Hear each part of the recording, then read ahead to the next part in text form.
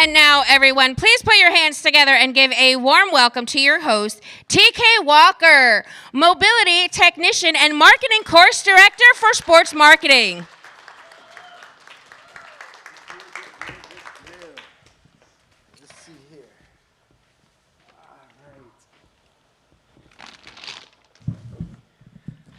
Hello, everyone. I hope everyone has enjoyed their Hall of Fame week experience so far. Once again, my name is TK Walker. I teach the Mobility Technology and Marketing course here at Full Sail and the Sports Marketing and Media program. And today I have a really, really exciting panel for you today. Our special guest is someone whose career journey is nothing short of inspiring. From working with media powerhouses like NBC and ESPN, to now serving as the Chief Technology Officer of the Dallas Mavericks. Any Dallas Mavericks fans in here? Yeah, there we go. Phillip McKibbins has spent nearly 2 decades at the intersection of sports, business, and technology. And perhaps most importantly, he's family. He's one of us, guys. He's a proud Full Sail graduate. Yes, he is. Today, we'll discuss the impact of emerging technologies on the NBA, how digital transformation is reshaping the fan experience, and what it takes to succeed in sports technology. So whether you're interested in tech, sports, or business, you're in the right place. So let's go ahead and get started. Without further ado, please welcome Mr. Phillip McKibbins. Wow. You know, I'm an old dude. And this does not get old, you know, being able to be home with family. And I'm excited to be here with each and every one of you. And I can't wait for us to get into this because as I look out there, I'm looking at the next CTO, the Dallas Mavericks, or the Atlanta Hawks, or the Orlando Magic. Oh, yeah, no, it can be you. Or any of the other sports teams, because you're in the right place at the right time, at the right moment. So we're gonna get into it, and we'll share a little bit. Excellent. So let's start from the beginning. What actually sparked your interest, your love for blending tech with sports and entertainment? Take us back and take us through a journey of how you got from your beginnings to blending sports, tech, and entertainment. Okay. Well, I'm gonna go way back. It really started when I was in 9th grade, and we had an engineer come into our science class, and he was talking about the discipline of biomedical engineering. And he was talking about artificial limbs and things of that nature.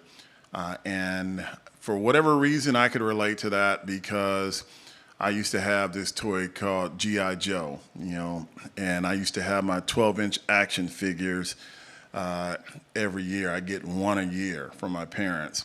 And Joe played rough, and he had different adventures, and his limbs would break. And Barbie couldn't fix him, so I had to fix him. Because I would play with my sister's Barbies too, because Joe had to have Barbie with him. And I sat there going, man, I've been doing this for years, so that's what I want to do. And I ended up pursuing biomedical engineering. But I had no idea that I was going to end up in IT. I did a favor for a friend. Oh man, some 30 years ago. I was a student leader at USC. He was a recruiter for IBM, and he needed to meet students. And I arranged for a bunch of students to come up, and he hired several of them. And he told me, from this point on, anytime you need anything, I'm there for you. And we developed a friendship over the course of 10 years. Where every year I'd see him, he'd be like, when are you gonna come to work for IBM? And I was like, not interested. And finally, the 10th year, I said, well, what do you have? And next thing I know, the next day I had 4 job interviews and 4 offers, and they put me on that path. And I started out as a project manager, and then, learned. The pivotal point for me really came when I was at ESPN. One day, the new CTO walked in my office, and I look up, and this is exactly what he said: "Who the hell are you? Why should I let you keep your job? And what value do you add?" For whatever reason, I thought that was the funniest thing I ever heard. I just started laughing, and I said, "Well, let me tell you who the hell I am. I'm Phillip McKibbins. I do this, I do that, you know." And 2 hours later, he was still there. And all we did was talk about the business. And the reason why I want to relate that to everyone here, we talked about entertainment business, the stuff I was learning here. And I was relaying the information relative to ESPN. And after that session, he's like, "Can I come back tomorrow?" And he did. We talked another 2 hours. We did that 4 days straight. On the 5th day, he came back and he said, "Don't want to talk today. I have an offer for you." He said, "I'd like for you to be my second." And I was blown away by that. I was like, "Wait a minute, you wanted my boss to be your second?" He's like, "No, I want you." He's like, "You understand the business. You understand technology. And I need someone who's going to represent me and can speak not only technical, but also speak in layman's terms." And he had me talk to the CFO that he hated every day. And I used to translate the projects and the portfolio to the CFO. And my CTO at that time nicknamed me the technology whisperer, because he said you can really relate to people. And that's followed me. But he put me on the path. And little did I know, he was going to spend the next 6 years moving me around to different departments and having me act as a change agent, where he'd be like, "I need you to come in, assess everything that's going on. I want you to come back with recommendations on how you can improve productivity, lower our costs, and expand the vision." And I started with emerging technology, which led me to opening an emerging technology office in Bangalore, India. And that was a very interesting endeavor, going to India for the first time and spending 6 months there and having to start something, just me in a room and having to figure it all out. And he put me in charge of application development, then QA, quality assurance. He put me in charge of infrastructure. I had a network and broadcast network, and this happened over the course of the next 6 years. And once you start learning and leading in those areas, you start developing some of the knowledge. And I had no idea he was putting me on the path to become a CTO. Wow, that's amazing. Yeah. So what does a CTO do? What's a day in the life for you like as a CTO? Well, CTO in the NBA is pretty much responsible for the technology strategy for that particular team.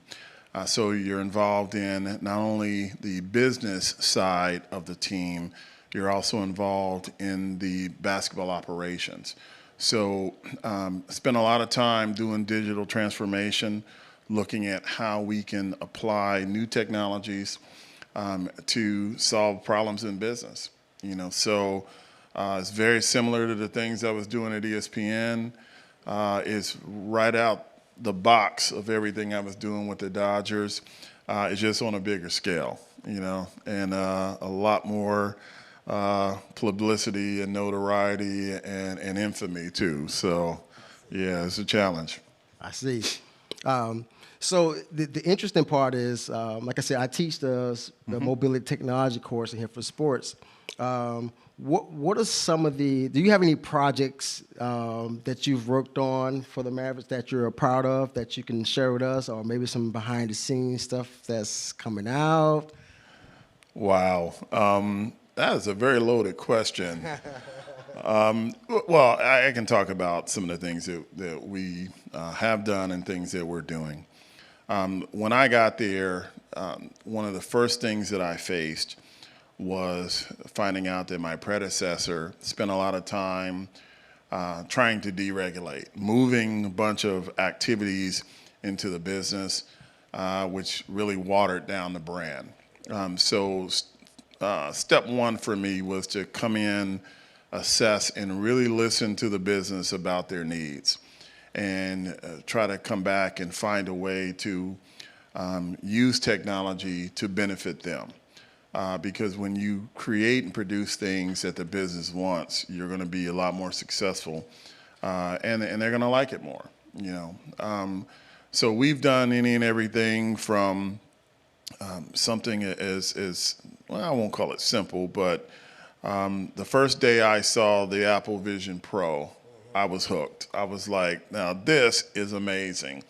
And I had the vision of, look, we need to put this on our fans, and we need to give our fans an opportunity to be able to see a lot of rich content that we produce. And we want to give fans in the building the experience as if they're sitting on the front row. I can tell you there's nothing like sitting on front court at an NBA game. I mean, you see and hear everything, and you don't really realize how strong and fast and powerful they are until they run by you, or that ball whizzes by your head, or that sweat hits you in the face, and you're like, wow, this is real. So that's one thing, was rolling out the Apple Vision Pro, and we're about to take it to a whole nother level. I know in one of the sessions I was in a couple days ago, I talked about a project that we're going to bring here to Full Sail, that we've been working with Tristan Thompson and Darius Garland on an AI solution that they've created, and we're going to adapt it to the Mavericks, and I want to use it as one of the first projects once we open the Apple Pro Vision Lab.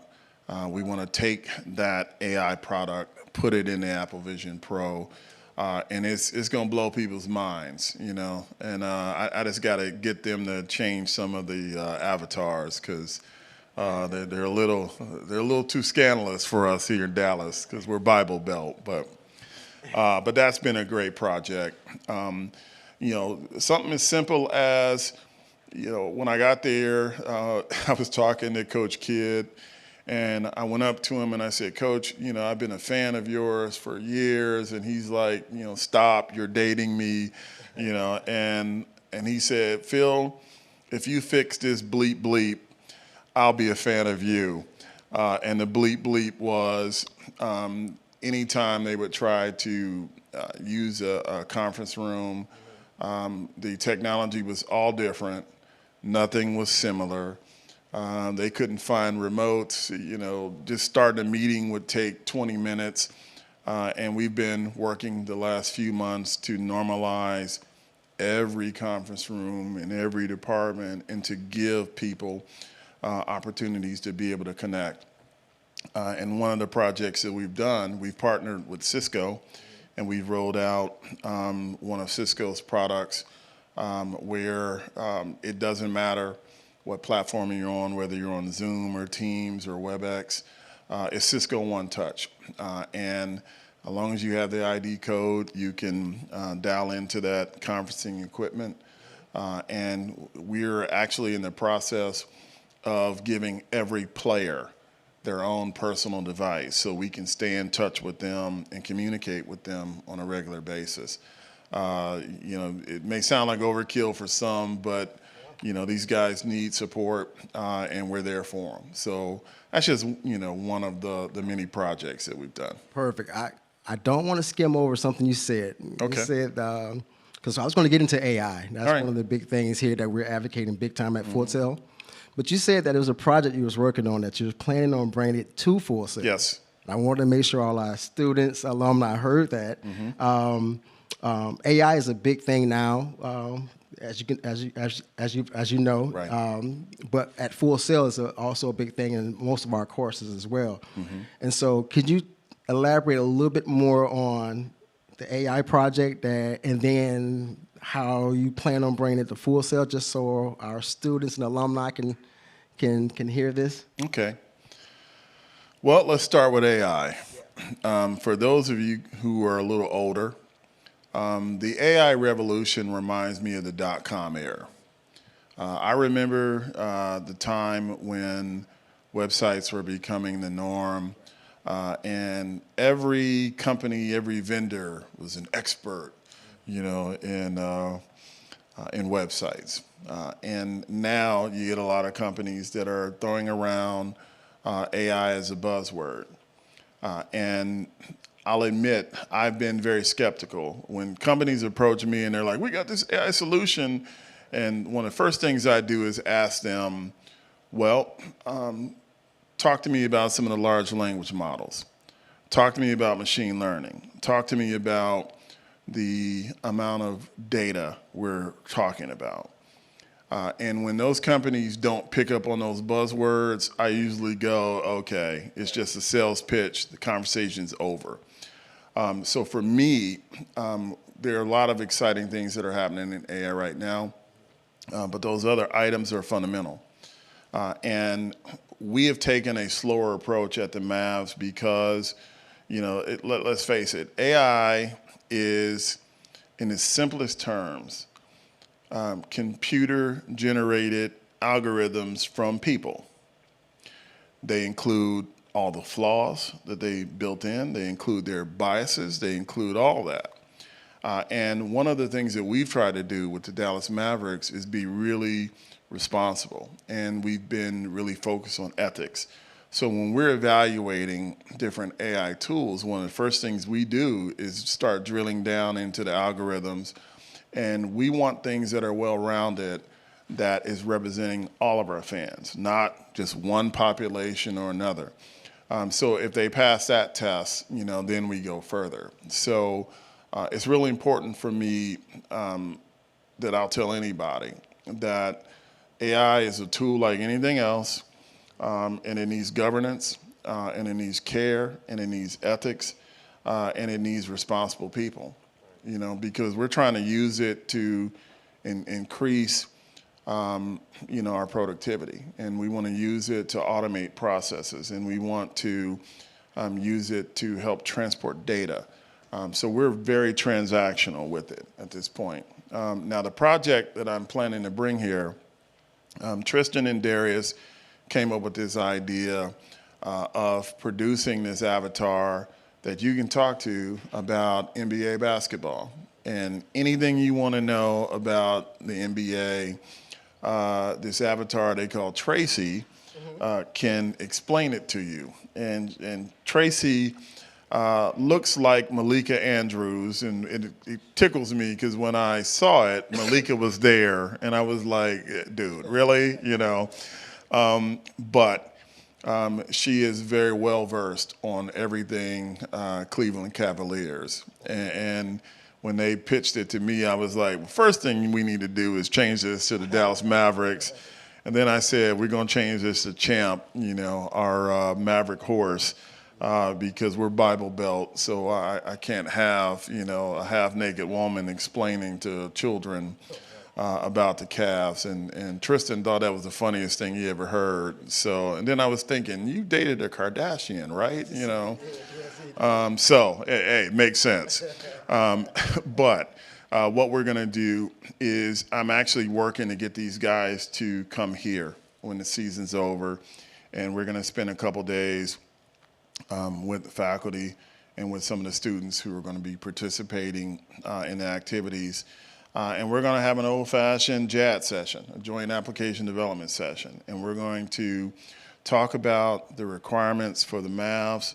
We're going to talk about how we're going to take this and put this on the Apple Vision Pro. And then we're going to spend a little bit of time talking about, the art of the possible. What are things we're not doing with it? What are things that people really want to see? How can we extend this and make it more user-friendly? How can we also make it more extensible into other industries? It fascinates me that these basketball players actually were pounding code, and they do this in the locker room.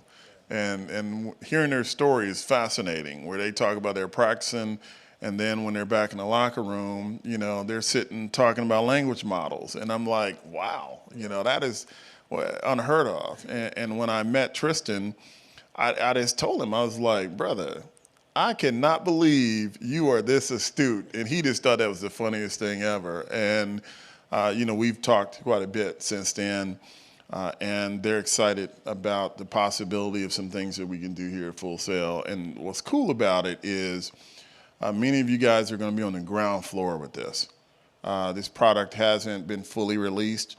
We want to release it next season in our arena.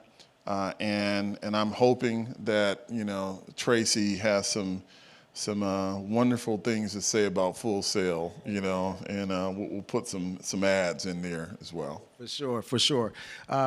So when it comes to the fan experience, right, there's a delicate balance that, any organization has to play between engaging the fan and not impeding too much on the fan at the game. What are you guys doing from I know you said that the Apple Vision Pro, right, and obviously AI from an application perspective, but from the fan experience, what technologies or what applications do you guys see emerging? Have you tested that work, some that don't work? Can you give us a little insight on how you guys targeting fan experience? Well, first off, you have people who spent an awful lot of money to come to an NBA game, especially those folks sitting in the bowl, and that's usually the lower section or the 100 section. But you also have people who are just true fans of the game that spent their hard-earned money bringing them and their family out, and unfortunately, a lot of them have to sit in the 300 section, which is the tip top. One of the things that I hate with a passion is a lot of teams tend to ignore the fans in the 300 section. So when I became a Dallas Maverick, one of the first things I thought about was how do we improve the experience for the person in the 300 section?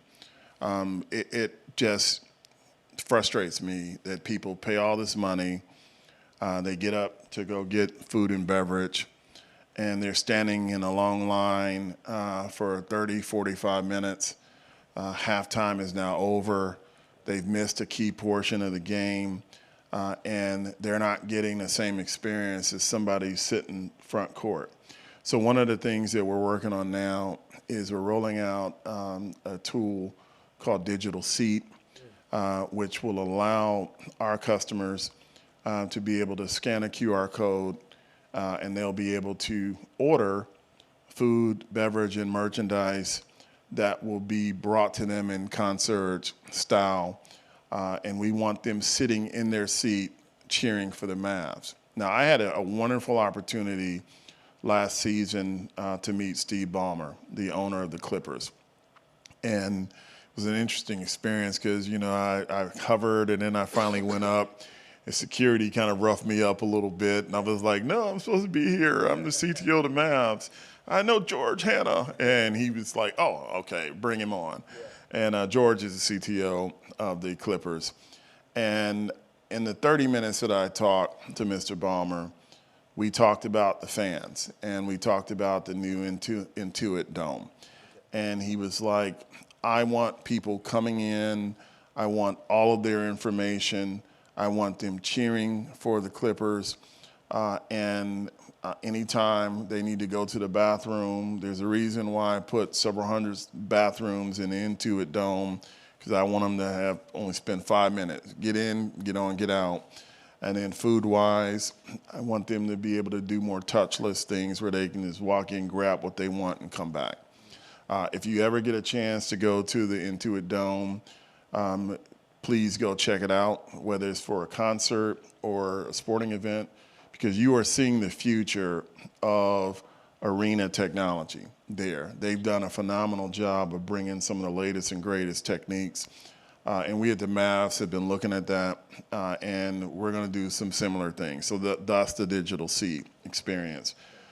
We also are really looking at understanding the fan. We want to know every single thing about that person that walked through the turnstile. We want to know their buying patterns, their spending patterns. We want to be able to communicate with them throughout the game. We want to be able to let them know that if you're sitting in section 305, between this time and this time, we're going to give you a 15% discount if you order And a lot of people are willing to spend the money if it's brought to them. So we're also doing that. We're looking at how do we engage and provide next-gen stats. So I'm working with the NBA on some new things that they're developing. We have a slam dunk meter, which is actually pretty cool. So as slam dunks happen, we're scoring the dunk itself. And we're talking about, the angle of elevation and the speed and the power. And we're going to put that on the Jumbotron. And you'll get a chance to experience that.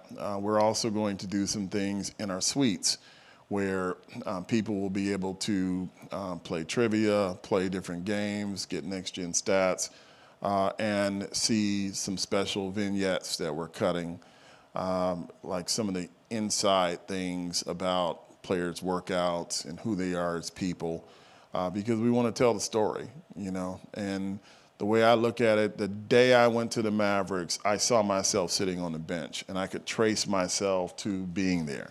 And we treat every single fan as a member of the team. And I'm sure many of you heard about, our little trade a few weeks ago. Little trade, huh? Little trade.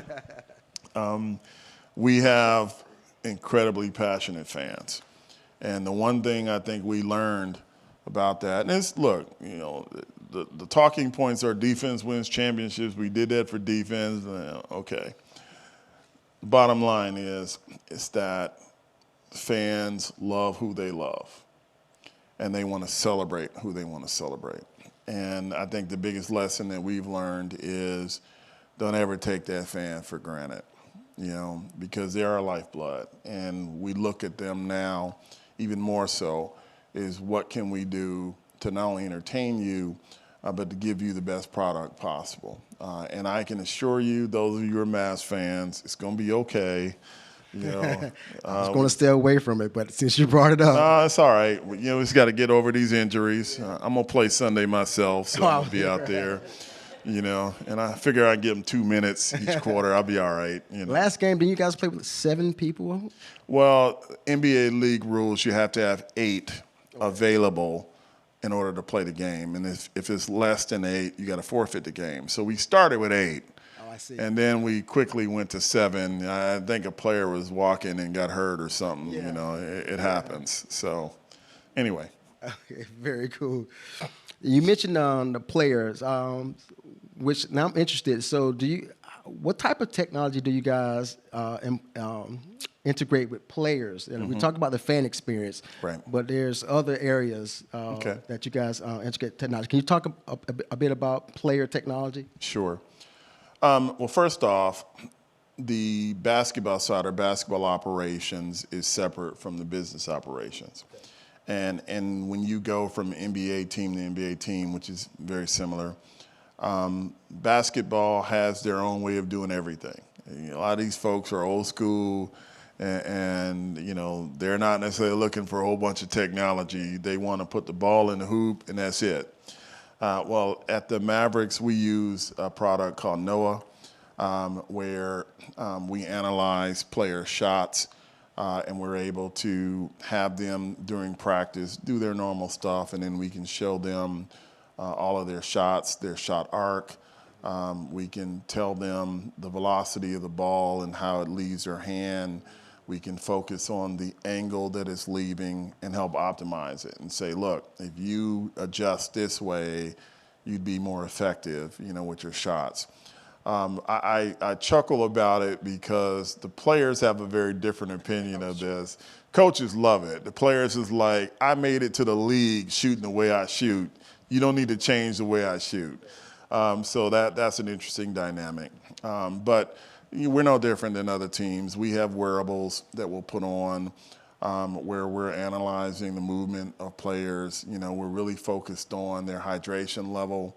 So we've been doing some things with Gatorade and looking at, how long does it take for athletes to recover. And we're always looking at dynamic movement, We want to be to the point where we can kind of help predict, okay, now it's time to scale this athlete back. because they may be susceptible to injury. So one of the things that I brought to the Mavs is a markerless motion capture system that we debuted here at Full Sail back in 2012. Wow. Yeah, because we brought an NFL technology combine here, and I was a part of that. And we debuted Dari then, and it's developed really well over the last 12 years, and we use it at the Mavs where we're constantly looking at the movement of our players. We also use it in our Mavs Academy, where our youth programs, we're evaluating athletes, and our medical staff use it as well. So now we use markerless, and we also use marker technology, where the players dress up and they put the little balls on them and they move around. But the whole concept is to look at dynamic movement, look at the angles, their jumping, their flexibility. All those things are in play, on a daily basis. That feeds into player performance? Yes, okay. Absolutely. Got it. Let's jump over into careers in sports so that we can speak more to the students and our alumni. Many of our students or alumni are looking to break into sports technology. What advice would you give them, those who's graduating or just graduated, from a skills, from a positioning perspective? What advice would you give them if they wanted to break into sports technology? I'm going to keep it real simple. Show up. You'd be amazed that these jobs are available. The issue is access. Who do I go to? One of the things we're working on, and I'm going to share this with Full Sailors, is we're working on something with the NBA to get more Full Sail students opportunities throughout the NBA. And I was talking to John Saboor about it earlier today. We initially had a meeting scheduled last December. It was around break and Christmas time, so we had to reschedule it. But we're going to get that back on the calendar. Our head of transmission has personally told me that he wants to hire Full Sail students and graduates and put them in various NBA teams because there is a shortage of talent. That just blows my mind. Wow. All right. Now, I'm happy to say that the Dallas Mavericks answered the call. And one of the things that I was able to do was bring in some interns that are really apprentices from the Full Sail Emerging Technology program. And these folks have been working with me for several months. And I'm blown away that, and it's no disrespect to my incumbent team, but these two students have come in and they are far more trained and more skilled than all of my existing people. And if any of my existing people are listening to this, I'm sorry. I love you. I'm not dissing you. They just on another level, all right? And these guys, as soon as we're able to get a couple heads, they're going to become full-time employees. And what they've done from day one, when they came in and sat down with me, they talked to me about a little bit of the things they learned here. And I said, I'm going to tax you. I'm going to use all of your skills and talents. And I want you to show up, show out, and let's go. And I've put them involved in everything that we're doing. And they've blown me away with what they've been able to deliver. Round of applause for Full Sail. Yes, indeed. Can I add one other thing? Sure thing. All right. Now, my son and daughter graduated from Full Sail. And my daughter and nephew were undergrads and went through the graduate program. And my son, who was a former NFL player, went through the graduate program. Now, they're like a lot of Full Sail students who will say, I didn't learn anything Full Sail, I didn't get a job. And I challenge them daily, and I'm like, did you think a job was going to walk up and say, hello, job? Doesn't work that way, all right? But one of the things that I've been able to help them see is when you start breaking down this education and you start looking at how Full Sail is teaching you how to critically think on your feet and perform day one. Most people that we hire from more traditional universities, it usually takes them about a year or two just to kind of figure out where the bathroom is and to be usable. But I can say everybody that we've brought in from Full Sail, you would think that they were a seasoned employee because you guys are doing it each and every day. And that is great value. Now, I've gone to many schools, and I've had the privilege of being able to take classes at the Wharton School and at the Darden School at the University of Virginia. I've taken some things at Harvard. I mean, all the big-time Ivy League schools, and they're great. But this is the only place I've ever been that really prepares you for day one. And I can't stress that enough. And I'm so honored to be here. The reason why I came here today is because I wanted to share that message with you guys. I see you. You are right there where you need to be, and you matter, and you have enough. You have the skill set. And it's really going to come down to you deciding, you know what, I'm going to give it a try. I see myself working for the Magic or the Hawks or the Steelers or Vikings or whatever. It comes down to letting people know that not only do you have the skill set, but you're willing, and you're willing to do whatever it takes. You know, you'll start from wherever they want you to start, and you're going to rise quickly because you have the skills that a lot of people don't have. That's perfect. That is perfect. Thank you for that. I'm sure you all appreciated that because I hear it in my classes all the time, and as students prepare to graduate, they're trying to position themselves and figure out, like, what exactly do I need to do? Mm-hmm. And so I want you to speak from their perspective, put yourself back, you know, where they are now, right, and actually aligning themselves, position themselves. You said show up. I like that. You said one word, show up, right? But just really speak to them on how do they position themselves. They're, you know, T-minus 5 months out. They're 3 months out until graduation. From their portfolios to their, you know, honing their skills to their experiences, how do they take that leap from graduation to making sure that they can, you know, land that position? Okay. Well, I will talk about the 2 interns/apprentices that we currently have.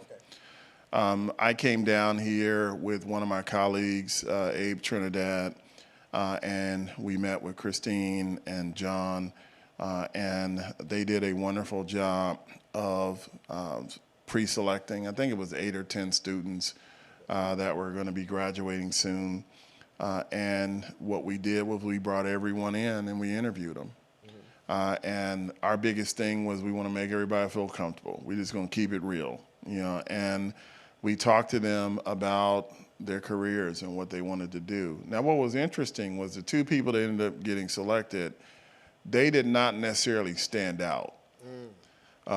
One is a celebrated introvert, and I was doing everything I could to get him to just share something with me. And the other one is an extrovert, and I was like, don't look at his tattoos, don't freak out, just focus on the content of what he's saying. And when they ultimately ended up being chosen and they showed up, the one who was the introvert, shortly thereafter, I had him come into one of our senior leadership team meetings and give a presentation. Now, I didn't talk to him ahead of time. I just said, look, show up at this time, get a presentation. You've done it. You know what to do. What I didn't know was my chief of staff was texting me saying, Adrian's outside freaking out. He's never done this before. What can you do to help him? And I just told her, send him in. I got him. And all I did was have a one-on-one conversation with Adrian as if I was interviewing him, as if we were doing like what me and you were doing. And he started opening up and he started talking about what he was presenting. And by the time he finished, my CEO was like, who is that person? Oh, this young man is brilliant. Oh my God, where did you find him? And of course I was like, Full Sail, you know? So, and you know, she was like, we need to cut a deal with them. We need to do this. We need to get more people. And then the other one, he came in going, my expertise is this. I see a need in that. And I was like, I see a need too. Let's do it. You know, so what I've tried to do is give them the flexibility to showcase their skills and talents. And they're doing a phenomenal job with it. And they're part of the team. And I told my entire team, you will not give them busy work. They will not be treated like they're a stepchild. They are a full-fledged member of the team. They show up to every meeting. I demand from them the same thing I demand from everybody else. They usually have to present something in our team meetings. And I've given them leadership opportunities so that they could lead, you know, other groups and interact with other departments. So they're very comfortable. And I can't wait until they become full-fledged employees. And I was talking to them the other day, and I was like, if I ever decide to go somewhere else, I'm going to call you, because this is a small industry. And that's the one thing I've learned in IT over the last 30 years, that when you develop these relationships, some of these relationships are lifetime relationships. When I worked for the Dodgers, I was given an incredibly small budget. And I had to call people that used to work for me. Some of these people now are executives at Google and Amazon and Microsoft. And here comes Phil calling for a favor because I picked them from the vine, and I worked with them and supported them and helped them in their careers. I even helped them where I was like, it's time for you to go. We need to cut the cord. You know, Papa Phil can't be here the whole time, so it's time for you to get out and start doing. And it is such a thrill to see people that I hired from college now leading groups and departments, becoming executives. And it's funny when I talk to them because they share Philisms with me, where I had a situation this morning where one of my colleagues said, I'm gonna pull a Phil, and he basically wrote what I say, and I just laugh, because I will do something, when people come to me and they say something, I will go, help me to understand why you did, you know. So he did the same thing back to me, and I was like, I hear you, I get you, I see you. So hope I answered your question. No, you definitely answered my question. Just to let you know, we will have a period for a question and Q&A. But I'm going to throw a little wrench in this conversation. I'm going to do a little trivia with you. Oh, Lord. Yes, I'm going to do a little a top five. Okay. Right? So before I ask that top five, I did have a two-part question. I had what things keep you excited and what things keep you up at night? So kind of a contrasting question for your industry. I'm going to start with what things keep me up at night. There's this player that wore the jersey 77 who used to drive me crazy. He has this trick shot he likes to do where he takes the ball and bounces it off the center hung, which is the scoreboard. I've seen it. And, well... Last year, we had a scoreboard that had the video panels that were mounted by magnets. Every single time he would throw that ball off the center hung, a panel would unseat, and I'm sitting there like, oh my God, no. Because I'm thinking, this multi-million-dollar athlete, this thing's gonna fall and hit him on the head, it's gonna be on SportsCenter, I'm gonna lose my job, it's just bad. And there's many times we'd be like, Luca, stop hitting the center hung. And he would laugh and joke and, oh, I don't speak English. And I was like, dude, you're killing me. He's actually a great guy. And I used to get tickled when he would do it. But we spent this past summer replacing our center hung. It cost us about $2.5 million to replace. And we put a new one up where all the panels were latched down. So during the first game, I kind of walked by him, and I was like, hit the scoreboard, hit the scoreboard. And he looked at me and chuckled, and he launches the ball and hits it. And then he looks and he's like, it didn't move. And I just started laughing. And, he stopped doing it afterwards. So I'm like, dude, come on, man, be consistent, That used to keep me up because during every game, because I'm required to be at every game, because not only do I have the technology strategy, I'm responsible for everything in the arena. So that's the scoreboard, the clock and score, microphones, you name it. Anything with the production of that game, I have responsibility to. So my CEO used to love to send me text messages or leave me voicemails or just flat out call me, Phil, I don't like the color on this. I don't like this. So it was always a scramble. And that used to keep me up. Since we changed the center hung, life has been good, So now, the other part you were asking me, what excites me? Yeah. There is nothing like being at a game, seeing the fans fully engaged.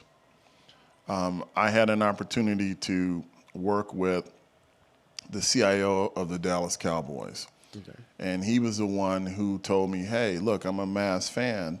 You may want to consider how you can deliver, more food and beverage to, the fans. And he invited me to a game.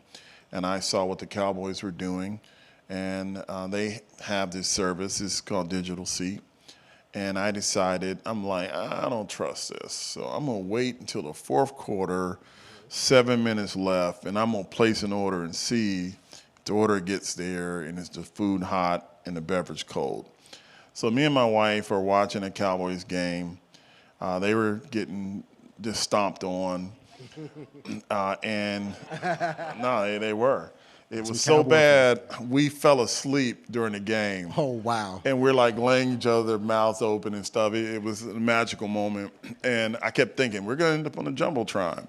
But I made the order, and within 7 actual minutes, it ended up being a little bit less than 3 minutes game time, the food arrived. And it was hot. And the beverage was cold. I was like, man, how'd they do this? So then we went to another game. And I decided, okay, I'm going to try to trick the system. I'm going to place an order. I'm going to get up, and I'm going to go to another section. They'll never catch me. They'll never find me. Here these dudes come showing up with my food and beverage. And I was like, how did y'all do that? And it was pretty much the same. Hot food, cold beverage. And then I went to the Mike Tyson, Jake Paul, WWE fiasco. And I went to the other side of the arena, or it was in the stadium, at Cowboy Stadium. And when I saw the person track me down, I was like, okay, you're wayfinding me, but okay, I like that. And since then, I've thanked the CIO, and I'm like, we're going to use this with the Mavs. And thus, that put us on a path. That excites me, knowing that our fans are going to get something special. Yeah. I went to Cleveland to spend time with the Browns, and I saw how they use the same system.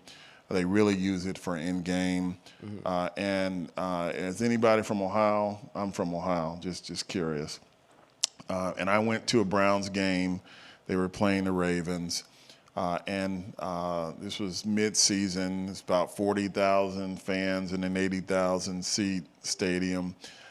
And those people were so freaking passionate about the Browns. I even took my brother, who's a lifelong Browns fan, and it was fascinating seeing the tool. And I talked to the CTO, and he told me, we use this to run all our in-game. So we do jersey giveaways and specialty items and game trivia and 50-50 raffles, anything to keep the fan entertained. And that's really what sold me after the Cowboy experience. seeing what the Oklahoma City Thunder are using similar system, and then seeing the Browns, it made me go, this is definitely good enough for Dallas. So, Excellent. Did I answer your question? You definitely answered my question. All right. I'm not sure where we are on time. I wanted to do that the top 5. So here's the top 5. I got a top 5 question for you when it comes to smart arena or smart facility. Who's your top 5 and why? And then top 5 athletes of all time. You can decide which one you want to go for. I'm going to go with top 5 athletes. Okay, let's do it. Look, I'm a LeBron fan, so I'm going to apologize to y'all right now, all right? Here we go. All right, I'm going to name drop. I'm going to hang out with LeBron on April 8th. Oh. He's coming to Dallas, and we're going to spend a little time together. We have a mutual friend, and LeBron is looking at investing in some things, and I'm going to show him some technology. So I'm Team Bron. I'm just letting y'all know that right now. Hey, you 40 years old, you can still ball? Hey, that's top. That's impressive. That's the top dude. All right. Now, does it matter what sport or? Doesn't matter what sport. Okay. And it doesn't matter the order either. Okay. All right. I'm also a huge Magic Johnson fan. I've always been a Magic Johnson fan. Believe it or not, and this is sacrilegious, because I am a Laker fan. All right, and I'm gonna tell you right now. That's interesting. When I got the call from the NBA and the dude was like, "We've been following you for 12 years. We're interested in you." What I exactly said at that moment was, "Yes, thank God, the Lakers finally called. I'm going to the Lakers." And the dude is just busting up laughing, and he's like, "Nah, it ain't the Lakers." And I'm like, "What?" And then I said, okay, all right, it's the JV team, the Clippers. You know, they kind of suck. If you from LA, they suck, all right? They ain't won a championship. I said, I'll take them. And he's really busting up laughing now. He's like, no, it's not the Clippers. So I was like, Brian, who is it? And he says, it's the Dallas Mavericks. And my exact reaction was, oh. He's like, oh. I'm like, no, oh. And he said, what's wrong? I said, I promised my wife we'd never move back to Texas. Because I had a home in Houston several years ago. This is one of those tips. I'm going to talk to the fellas for a second. All right. Never buy a home without your wife agreeing that it's the home she likes, all right? I was young and stupid, and I thought if I buy a home, she'll show up. Nah. So she showed up for 3 weeks. And when that heat and humidity in Houston hit her hair and that hair went poof, right, she was like, I'm out. I ain't never coming back. And I promised her we would never move back to Texas. So we had an interesting conversation when it was time to interview with the Mavs. And I have to thank my CEO because she said, Phil, I got this. And she was smart enough to take my wife down to meet every single player. And my wife is the ultimate fangirl. The moment she met those players, she was like, we moving to Dallas, you know. And she recently met Anthony Davis, and she don't even know number 77's name anymore. She's an Anthony Davis fan, and, which is kind of funny to me. But anyway. All right, so I think I said that's 2. That's 2. Magic Johnson and LeBron James. Okay, I'll throw in number 45, also known as 23. Oh, okay. Yeah, that guy. The GOAT. He was all right.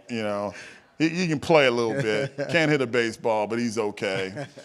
And I always was a huge Kareem fan, but I freaking loved Shaq. Oh my God.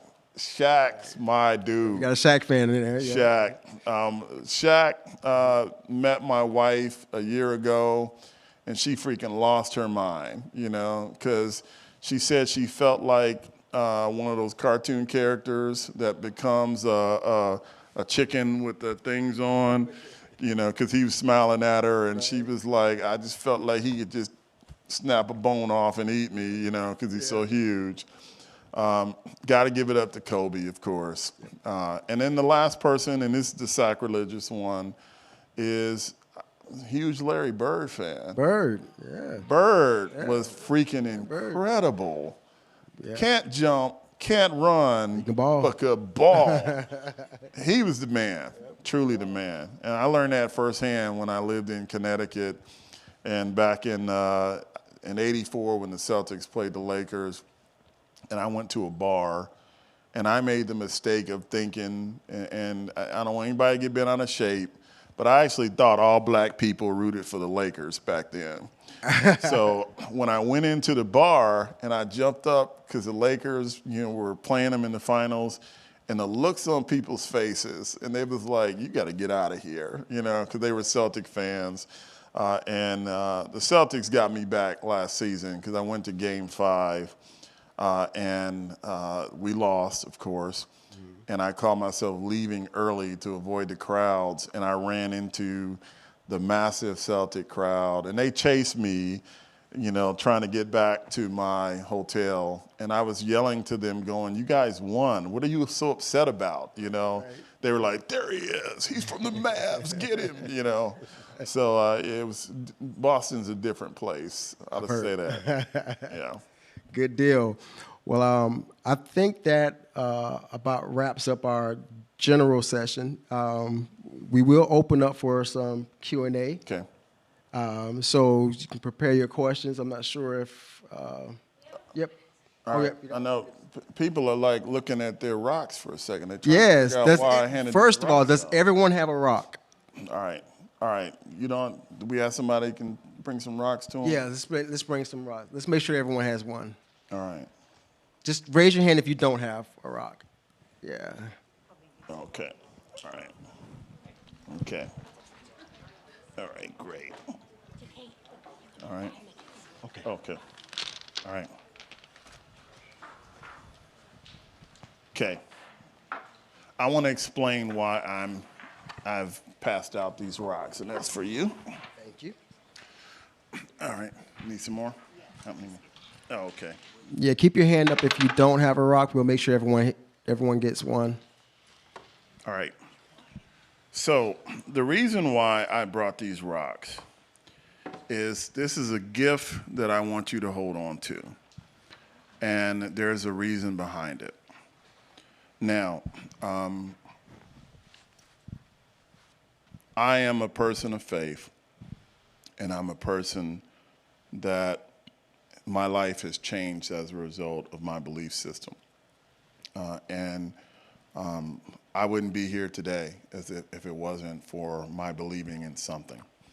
And I pass out these rocks because I want you to keep these rocks, not only as a reminder of our session, but this becomes a symbol of your confession of faith.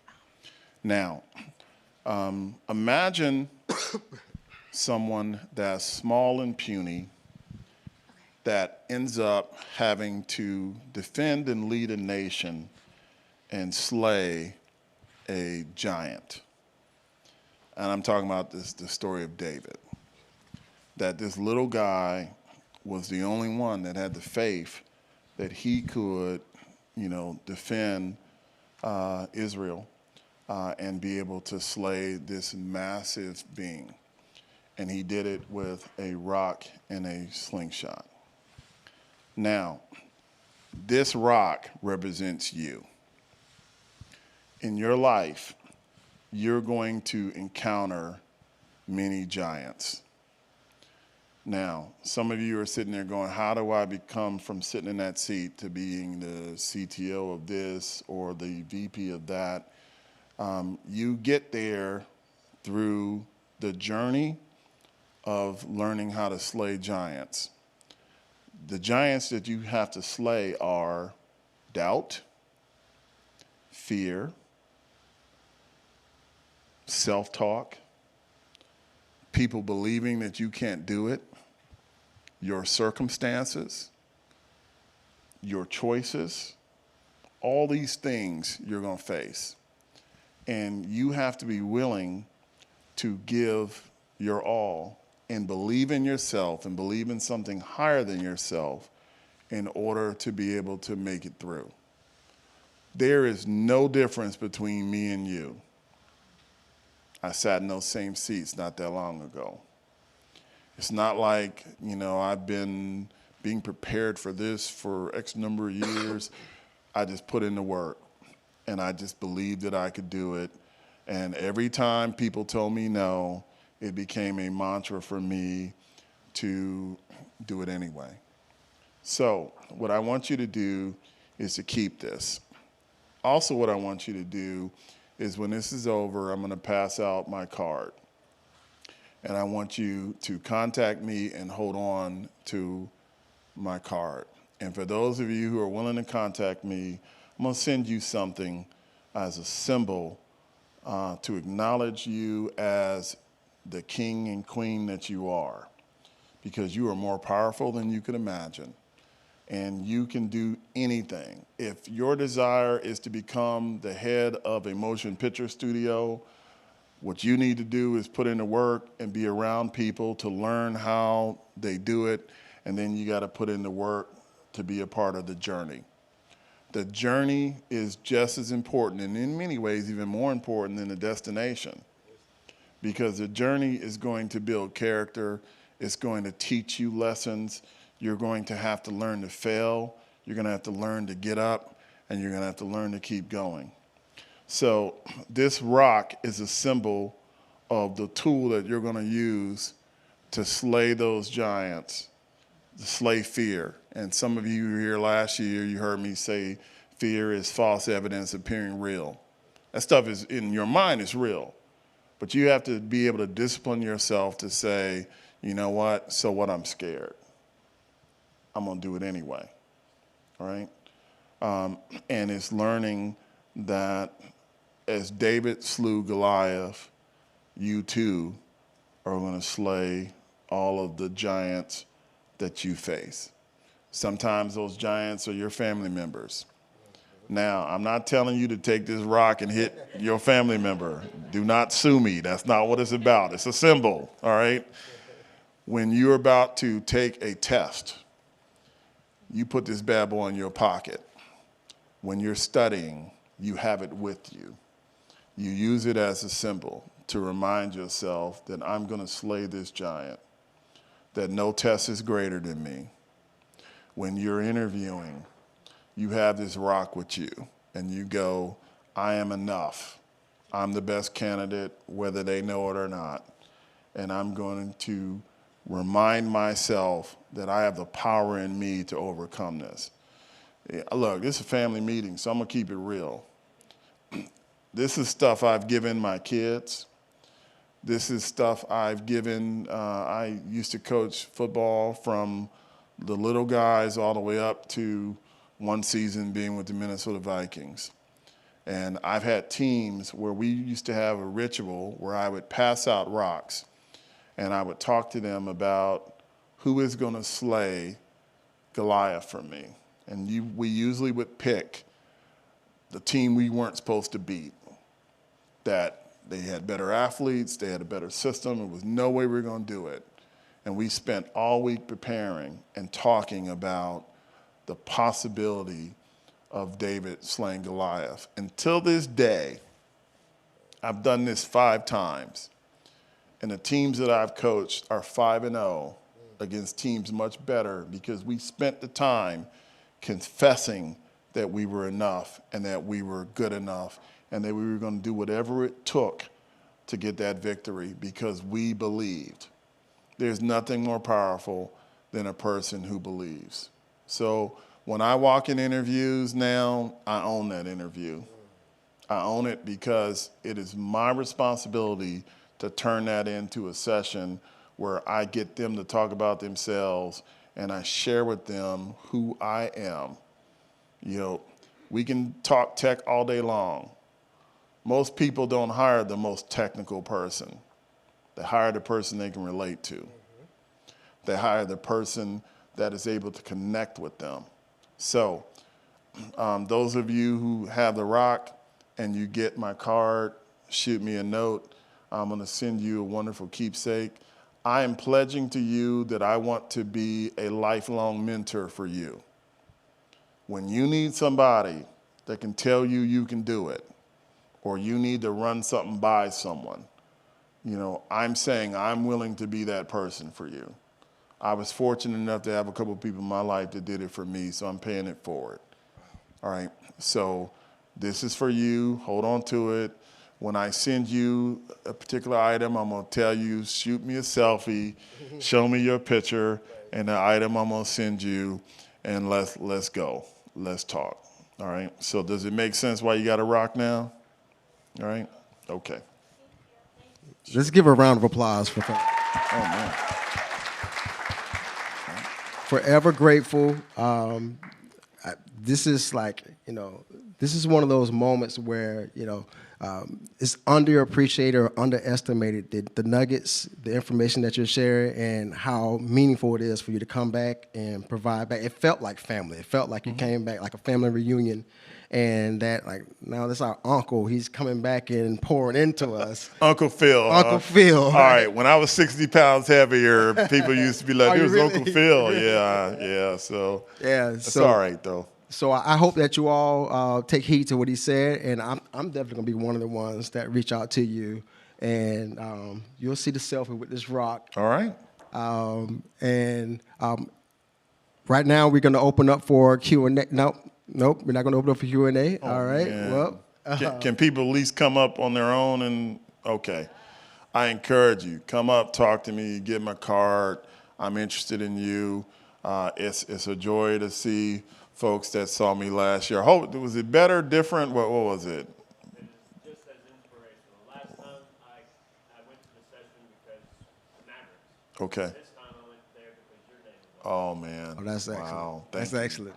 Thank That's you so excellent. much. Let's give him one more round of applause.